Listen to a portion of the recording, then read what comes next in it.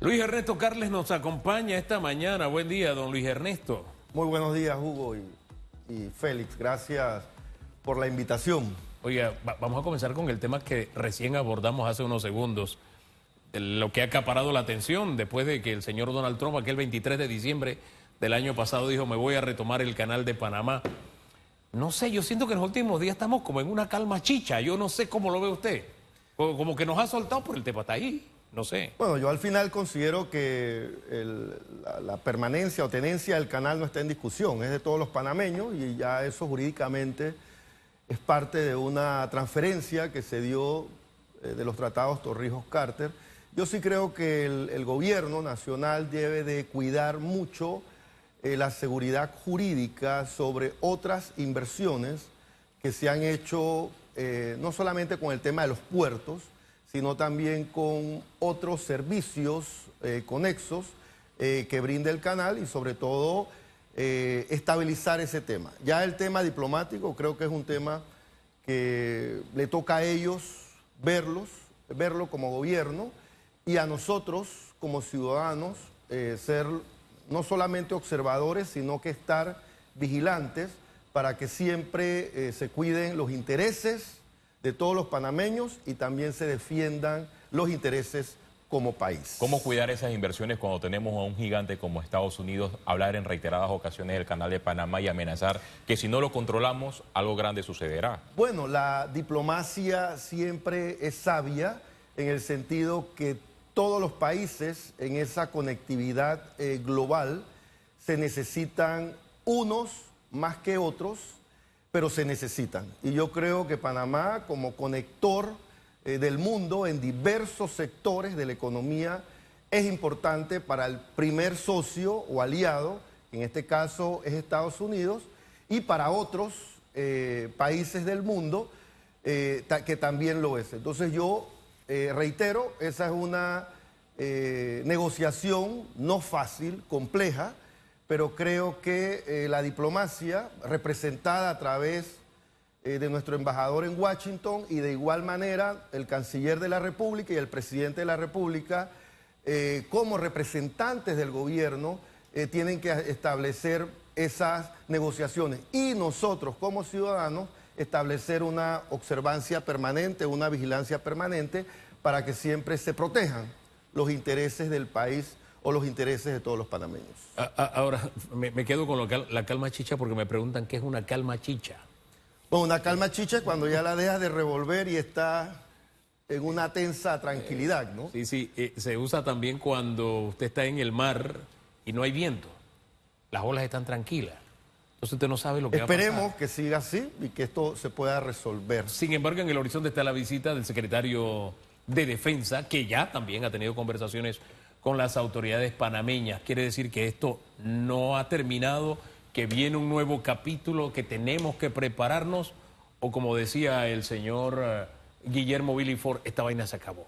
¿En qué estado nos encontramos? Bueno, yo creo que hay diversos temas en una agenda de estas relaciones bilaterales, como las puede haber con cualquier otro país del mundo. Recordemos que nosotros como país somos el centro, no de Centroamérica, el centro de América, y que nosotros tenemos también un tema un poco complejo con las migraciones, con todo lo que está detrás de las migraciones que al final son, diríamos, promovidas por el crimen organizado, por organizaciones ilícitas que comercializan con personas, trata de personas, traslado de personas.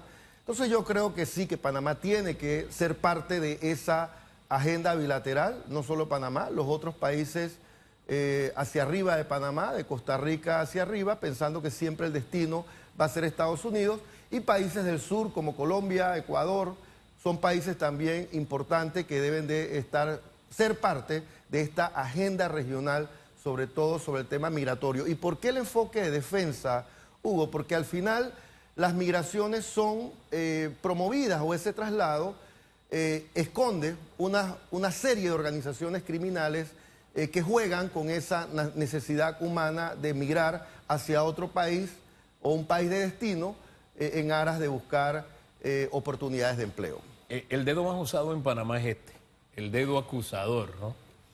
Y gran parte de los análisis que se han hecho y que uno ha leído y ha escuchado y ha visto guardan relación con que estamos metidos en esto por lo que hizo Juan Carlos Varela de las relaciones diplomáticas con China. Aunque usted no tenía una responsabilidad directa, tal vez maneje información que nos pueda contar, ¿no? Porque hablar con don Juan Carlos Varela es un poquito difícil. No sé, de pronto se plantea que uno de los talones de Aquiles es que China no se le obligó a firmar el Tratado de Neutralidad. ¿Eso habría cambiado las cosas? Bueno, ¿Eso el estuvo Tratado sobre la mesa? el Tratado de No sé. Neutralidad diríamos que es un tratado público, está adherido a todas las naciones que han ratificado sobre el mismo. Así es que el hecho de que no lo ratifiques o al final cuando tú tienes relaciones comerciales con un país, está inmerso esa ratificación sobre ese tema. Y el tratado es bastante explícito, bastante claro, y donde se establecen esos principios fundamentales que están descritos en ese tratado. ¿Un gran error o una buena decisión en medio de este panorama incierto y de crisis entre Panamá, Estados Unidos y China, de pausar el memorándum de la ruta de la seda? Mira, tú no puedes juzgar acciones del pasado con circunstancias presentes o del futuro. Esa es una decisión del presidente actual, tiene sus razones, puede tener consecuencias comerciales, pero recordemos que la economía mundial no es estática, se mueve de manera muy rápida y puede que exista esa competencia global y entonces esté inmersa esta ruta que el presidente de la República ha decidido no renovar. Bueno, y se da luego de la llegada de Marco Rubio, secretario de Estado de los Estados Unidos, se puso también a disposición para trabajar, porque ya se ha venido trabajando en el tema migratorio entre estos dos países, la pista de Nicanor en Darién, y ayer vimos lo que se registró en la frontera de Paso Canoas con un enfrentamiento de migrantes venezolanos con las unidades del Senafrón. Lo cierto es que los dos países sí están encaminados a trabajar de la mano en el tema migratorio, pero el ruido en estas relaciones sigue siendo la vía interoceánica, si debe o no tener el paso expedito gratuito de los buques estadounidenses, y sumado a lo que señaló el presidente de la República y de forma oportuna desmintiendo el comunicado oficial, no de un medio de comunicación, el comunicado oficial del Departamento de Estado de los Estados Unidos, que los buques de los Estados Unidos no van a pasar por el Canal de Panamá de forma gratuita. Bueno, esa parte tiene que entonces contestar la Junta Directiva del canal. Yo lo que sí te puedo decir, Félix, es que las migraciones tienen que ser ordenadas. Nosotros como panameños no podemos estar recibiendo 10.000, como en un año lo recibíamos 10.000 migrantes por día, y al final cuando sumas eso es una cifra escandalosa, y creo que al final detrás de todo esto existe una promoción de paso, y vuelvo al punto, yo cuando fui diputado presenté varios proyectos de ley que combatían las organizaciones ilícitas o el tráfico organizado de personas, y creo que ese es el combate frontal que tenemos que asumir como país unido con otros países y que sea parte de una agenda regional. Ahora, en eso de la agenda regional, que es sumamente necesaria, ciertamente el gran problema que tenemos ahora con la frontera con Costa Rica es que muchos, si no la mayoría de esos migrantes son venezolanos. Y nosotros no podemos hacer nada con los venezolanos. O sea, no podemos mandarlos a Venezuela. De repente, ¿cuál sería la salida? Que Panamá se acerque a Costa Rica, que sí los puede enviar y buscarle una solución. No sé, porque al final el drama del que fuimos testigos ayer ciertamente es doloroso, ¿no? Porque yo insisto siempre en el tema de los migrantes. Son seres humanos, tienen el derecho humano de moverse de un país a otro. Lamentablemente vienen de un país o de su casa donde por algo se quieren ir, pero nos representa un problema también como país a nosotros, ¿no? Entonces, ¿cuál sería la salida, la solución? Pensando en poner soluciones sobre la mesa, a lo que ya nos estalló ayer. Bueno, yo creo que las autoridades son las que les toca hacer ese papel, y nosotros como panameños, nosotros debemos de empujar a que existan las migraciones ordenadas. Quien al final esté en contra de que se pueda establecer una agenda regional para detener este flujo, porque reitero, es un flujo promovido por organizaciones criminales, entonces hay que combatir a las organizaciones El mal de criminales. raíz, el mal de raíz, por ahí es el camino. Bueno, y en medio de un escenario donde Panamá tampoco puede deportar o repatriar a los migrantes hacia Venezuela específicamente porque no tenemos o las relaciones están pausadas entre Panamá y Venezuela. Pero cambiando de tema, del tema migratorio, el tema de los Estados Unidos, me gustaría abordar en estos momentos lo que sucede a lo interno del partido panameñista. La semana pasada estuvo con nosotros José Isabel Blandón, actual presidente del partido panameñista. No ha confirmado si va a aspirar a la reelección de la presidencia de este colectivo, pero se refirió a los opositores internos de este partido político como una corrientita.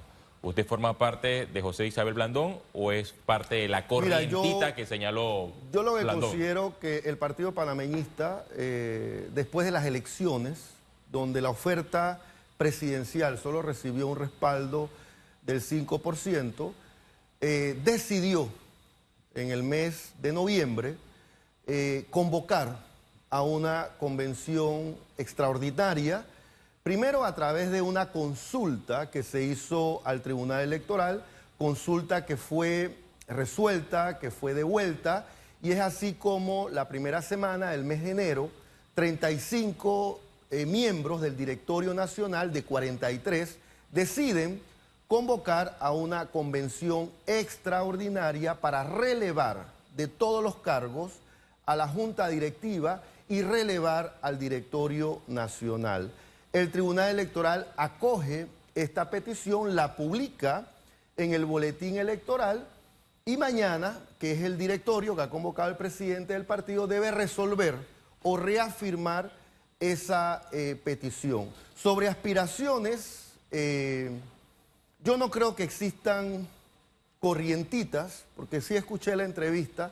Yo creo que el señor Blandón se refería al señor Carlos Raúl Piat.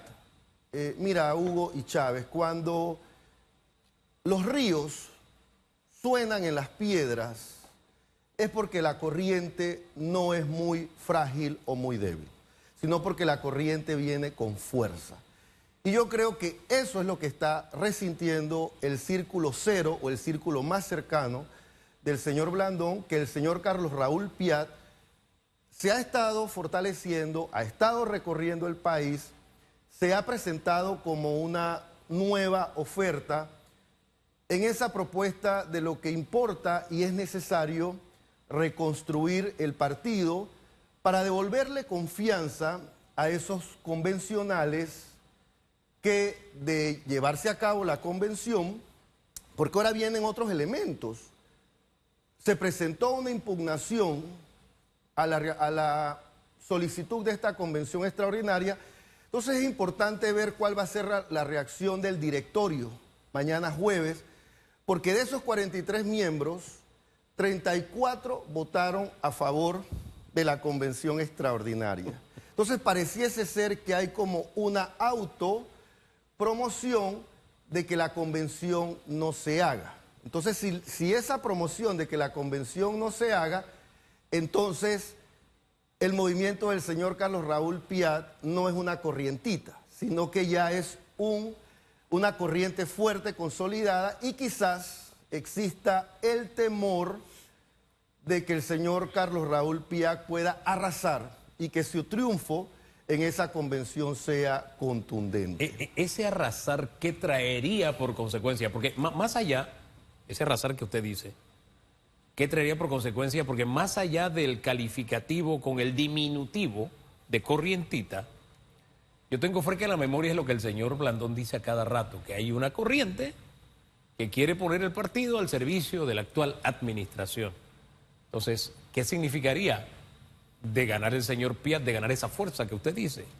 ¿Sería un partido al servicio del señor José Raúl Mulino? Y dice algo más, dice que esa corrientita responde a los intereses de la expresidenta Mireya Moscoso. ¿Cierto o falso?